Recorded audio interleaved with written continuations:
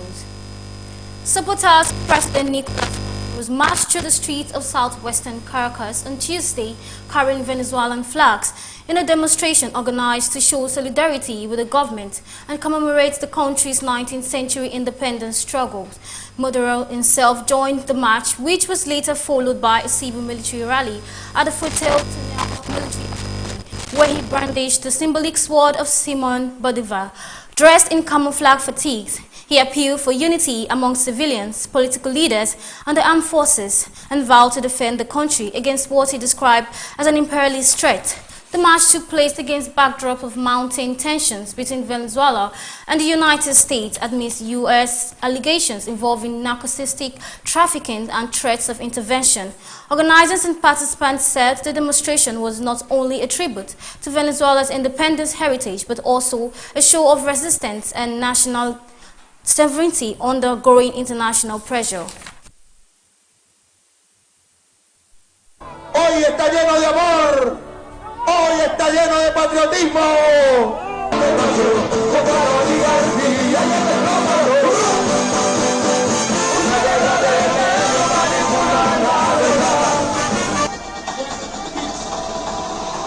No a la guerra loca.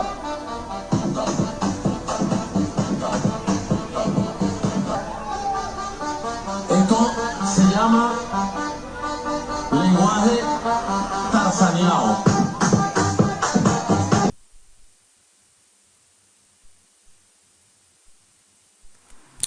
The Taliban government of Afghanistan has accused Pakistani forces of conducting airstrikes in eastern Afghan provinces, including Khost, Kunar, and Pakhtunkhwa. The strikes reportedly killed 9 children and 1 woman and injured several other civilians. The Taliban condemned the attacks as a violation of Afghan sovereignty. The report. Pakistan's military has not officially confirmed the strikes. Islamabad attributes recent cross-border attacks on its security forces, including a suicide bombing in Peshawar, to militants allegedly operating from Afghan territory. Pakistani officials insist that operations against these groups are necessary to protect national security. This incident follows repeated failures of ceasefire agreement and peace talks between the two countries. Earlier in 2025, diplomatic effort to curb border violence collapsed, primarily over Afghanistan's refusal to act against Tehrik-i-Taliban Pakistan fighters allegedly taking refuge in Afghan territory. The rugged and partly disputed Durand Line border complicates monitoring and security enforcement, contributing to ongoing cross-border tensions. Civilian casualties in the recent airstrikes have sparked outrage and raised fears of retaliation, escalating the risk of further clashes. Analysts warn that the flare-up threatens regional stability, humanitarian conditions, and the fragile security situation along the Afghanistan-Pakistan border. Both countries remain locked in a cycle of accusation, retaliatory actions, and distrust. Soher Osemegi reporting for Beetv News. President Trump said Tuesday that his plan to end the war in Ukraine has been fine-tuned and announced the dispatch of envoys to each side as a next step in renewed peace negotiations. The report. Under this revised effort, he is sending Steve Witkoff to meet Russian President Vladimir Putin in Moscow, while U.S. Army Secretary Dan Driscoll will travel to meet Ukrainian officials. Trump described the earlier 28-point draft proposal not as a final settlement, but as an initial concept, one now undergoing revision through diplomacy. He said he stands ready to meet both Putin and Ukrainian President Volodymyr Zelensky, but only once sufficient progress has been registered in negotiation. I look forward to hopefully meeting only when the deal to end this war is in its final stage, he wrote on social media. White House officials claimed the envoy-led talks in Abu Dhabi and elsewhere have given the negotiation new impetus, but admitted there remain substantial obstacles. Core issues such as territorial control, security guarantees, and the structure of any peace enforcement mechanism are still unresolved. Despite deep skepticism from Ukrainian and many European leaders about some of the plan's provisions, especially any suggestion that Ukraine surrender territory, negotiators in Kyiv said they are willing to continue talks and examine acceptable compromises. Meanwhile, the war continues unabated. Russian forces reportedly launched overnight strikes on Kyiv even as U.S. broker talks proceed, underscoring both the urgency and fragility of the diplomatic push.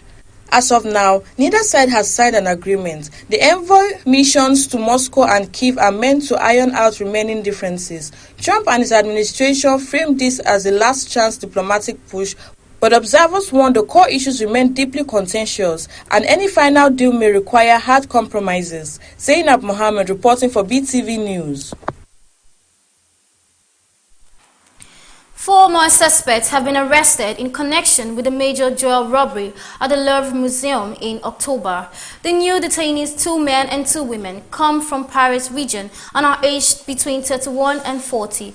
Prosecutor Laurent Bercoq is leading the investigation, declined to specify what roles the 4 are suspected of having played in the theft. The stolen jewelry is valued at approximately $102 million remain uncovered. Among the missing items are a diamond and emerald necklace given by Napoleon I to Empress Marie Louise, pieces associated with 19th century royalty, and a pearl and diamond tiara belonging to Empress Eugenia de Montijo.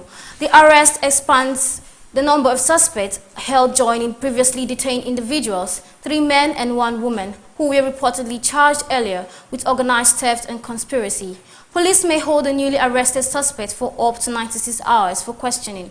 At this time, investigative authorities continue to efforts to recover the stolen jewelry and to determine each suspect's role in the heist.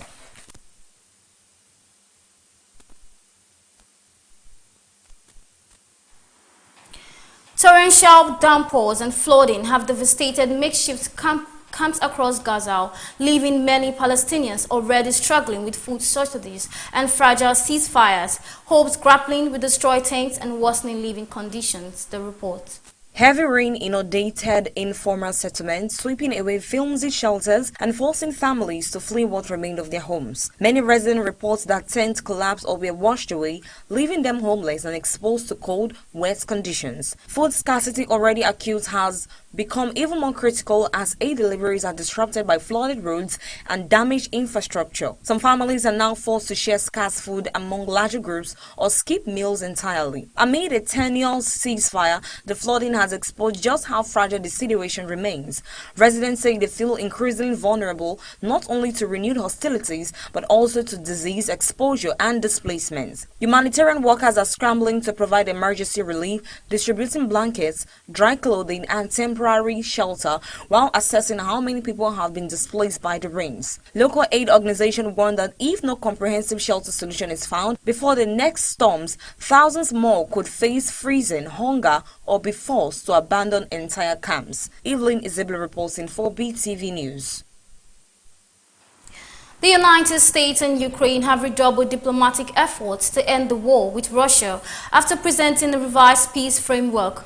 This comes as the war continues. Overnight missiles and drone strikes struck the Ukrainian capital, killing civilians and damaging energy infrastructure, the report. Earlier this month, Washington unveiled a 28-point draft plan aimed at brokering a settlement to the Russo-Ukrainian war. The proposal required Ukraine to make difficult concessions, including territorial compromises, reduction in its armed forces, and limitation on its future aspiration to join NATO. The original draft drew sharp criticism from Kyiv and many of Ukraine's European allies, who described it as overly favorable to Moscow. In response, US and Ukrainian negotiators met in Geneva on November 24th to revise the plan. The result was a refined peace framework, reportedly adjusted to address some of Kyiv's core security and sovereignty concerns. While the new draft softens some of the most controversial demands, such as mandatory troop size limits, the proposal still leaves critical issues unresolved, especially how Ukraine's long-term security will be guaranteed if Russian attacks continue. Ukrainian officials have indicated a cautious willingness to continue engagement under the renewed framework, though no public endorsement or final acceptance has yet been made. Meanwhile, Moscow has acknowledged the talks but says it has not formally received the text of the revised plan. US officials say diplomacy will intensify through the end of the week, with no clear deadline announced. For Ukraine, the stakes remain high. Accepting a deal might bring a chance at ending years of war, but it also risks undermining national sovereignty or security if guarantees prove weak. Analysts warn that unless Russia ceases its military aggression and effective enforcement mechanisms are built in, any agreement risks being fragile. The renewed peace push by the United States and Ukraine unfolds amid ongoing violence, a stark reminder that war continues even as diplomacy is renewed. Zainab Mohammed reporting for Beetv News. Tanzania has cancelled next month's Independence Day celebration, with the funds to be instead spent on rebuilding infrastructure damaged in recent election unrest. Prime Minister Mwigulu Nchemba has said. His announcement comes as the opposition and others have been calling for people to gather on Independence Day 9 December to demonstrate about killings that took place following last month's disputed poll. Beetv News Zainab Mohammed reports. The opposition believes hundreds of people died in the crackdown. The government has yet to give a death toll and has set up commissions of inquiry. President Samia Suluhu Hassan won the poll with 98% of the vote, described by the opposition as a mockery of democracy. Her key opponents were unable to contest the poll. Tundu Lissu had been in detention on treason charges, which he denies, while Luhaga Mpina's candidacy was rejected on technical grounds. Election observers have since reported signs that the vote was manipulated and fell short of democratic standards. An international coalition of lawyers and human rights groups has now formally asked the International Criminal Court to investigate President Samia and her government for crimes against humanity allegedly committed during the unrest, including mass killings and secret disposal of more than 500 bodies. The 82-page document was formally submitted to the ICC's Office of the Prosecutor on 13 November but has only been made public on Tuesday.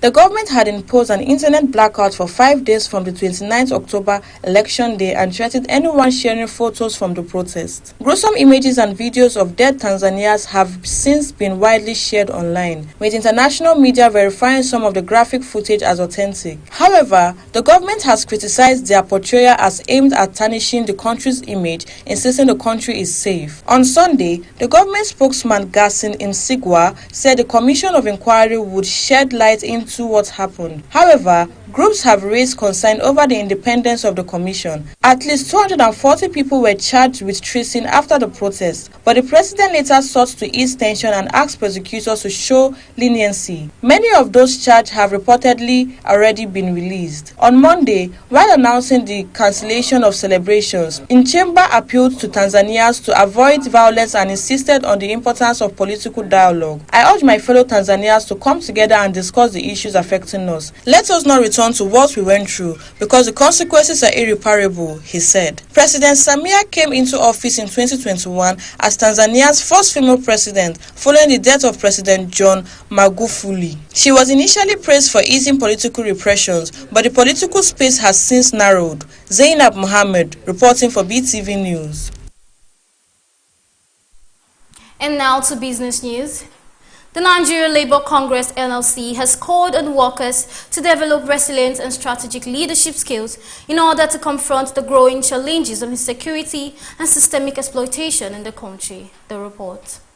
The appeal was made on Tuesday by NLC President Comrade Joe Ajaero during his opening address at the 2025 Harmattan School held at Top Rank Hotel Otako, Abuja on November 24th. The Harmattan School, a capacity building forum designed to educate and mobilize the nation's workforce, brought together participants from across the country to discuss the theme, workers' rights in the context of global economic crisis and technological advancement. Ajaero noted that Nigerian workers are currently facing dual pressures, heightened exploitation in the workplace, and the steady erosion of political and social rights. He stressed that only a well-informed, strategically organized workforce can effectively respond to these challenges. Ajaero cited recent instances of rights violations in major corporations, including the Dangote Group and the NLNG Train 7 project, warning that these examples reflect a wider pattern of exploitation threatening workers' welfare nationwide. He accused power corporate interests of undermining labor rights, saying monopoly capital is operating as a state within a state, crushing trade union rights and treating workers as disposable inputs in vast profit-making machines. Ajaero also cautioned that proposed legal reforms and the establishment of special economic zones by the government could further entrench what he described as class-based exploitation. Beyond workplace issues, the NLC president linked technological advancement and global capital interest to Nigeria's worsening insecurity, arguing that these forces contribute to the broader challenges faced by workers and the country at large. FG seeks young Nigerians to boost primary health care. The federal government has called on qualified young Nigerians to apply for the next cohort of the National Health Fellows Program aimed at strengthening primary health care across the country. According to a statement made available on Tuesday, the program was created to address persistent gaps in the nation's healthcare system by training and deploying young professionals to local health structures and supporting community-level interventions. Backed by President Bola Ahmed Tinubu, the initiative targets Nigerians aged 25 to 35 with qualification in health sciences, social sciences, and related disciplines. Selected fellows will undergo structured training, mentorship, and field placement in all 774 local government areas where they are expected to contribute to improving health outcomes and advancing community health initiatives. Entrepreneurs advised to prioritize proven systems. Entrepreneurs, small business owners and marketers have been advised to adopt proven systems and structured strategies to drive business growth as highlighted at the Sales Hack Conference 2025. Organizers describe the gathering as a transformative platform aimed at strengthening sales capacity across Nigeria. Convener Paul Chinedu said the event drew significant enthusiasm from participants. When I saw the hall filled with business owners hungry for growth, I felt deeply inspired, he said, noting that attendees were eager to learn and apply new knowledge, with the theme consistent sales. The conference underscored that business growth is not a matter of luck, insisting that sales processes can be deliberately structured. Organizers emphasized that the importance of integrating effective systems, marketing frameworks, follow-up mechanisms, and advertising strategies, whether through social media platforms or educational content, to build predictable revenue streams. Speakers delivered practical sessions featuring case studies, data analysis, and system breakdowns covering areas such as storytelling-driven marketing and customer retention. Participants remained actively engaged throughout the event, taking notes, asking questions, and networking long after the session concluded. Temitokwe Oluwafemi reporting for Beetv News. And on entertainment news, Omaomi Cynthia Aloba, widow of the late Afrobeat singer Ileri Oluwa Aloba, known as Mohbad, has initiated formal legal proceedings seeking to prevent any unauthorized claims or attempts to assume control of the musician's estates. The report. The widow confirmed that she has filed Form 5 and Form 6, documents that legally restrict the issuance of letters of administration to anyone not recognized under the law. Her legal team noted that the notice remains binding until the estate is properly and lawfully administered, particularly given that the deceased lawful wife and son are still alive. The court filing formally identifies Omowumi as the legal wife of the late singer and the mother of his only surviving child, Master Liam Aluba. She added that public notices warning against any surreptitious or fraudulent attempt to claim the estate without proper legal process have also been published in national newspapers. The legal action comes amid heightened public interest and ongoing family disputes over the late singer's assets following his controversial death. Super Eagles and Galatasaray forward Victor Osimhen has revealed the long-term impact of the facial injury he suffered in 2021, saying the lasting damage explains why he continues to wear a protective mask 4 years after the incident. In an interview, the 26-year-old forward disclosed that nerve damage from the collision continues to severely restrict movement in his face and even affects basic functions such as eating. Osimhen sustained the injury in November 2021 during a Serie A match after a collision with Milan Skriniar. The impact caused multiple facial fractures, including a broken cheekbone and eye sockets, and required reconstructive surgery in which 18 screws and a titanium plate were inserted. Grace Richardson, 20, who was bullied at school for her sexuality, has said she has achieved her dream after being crowned Miss England. The musical theatre student from Leicester revealed that she endured constant teasing at school in Leicestershire due to being gay. Despite the negativity, she preserved and won the title after entering a competition for only the second time. Richardson is believed to be the first openly gay Miss England after receiving the crown at an event in Wolverhampton on Friday. She will now go on to represent England as Miss World 2026. Reflecting on her school years, Richardson described the bullying she faced as horrendous. She was one of 12 finalists in the competition, having secured a win in the talent category. Originally set to perform a ballet ballet's routine, Richardson broke her foot shortly after entering the event. She instead showcased another of her musical theater skills, performing Lauren Allred Never Enough from The Greatest Showman, which helped her clinch the top prize. And that's it on the entertainment news. Evelyn is reporting for Beetv News. And that will be all in our global news updates. Do stay with us for more updates at 3. I am Lee Brickman Johanna.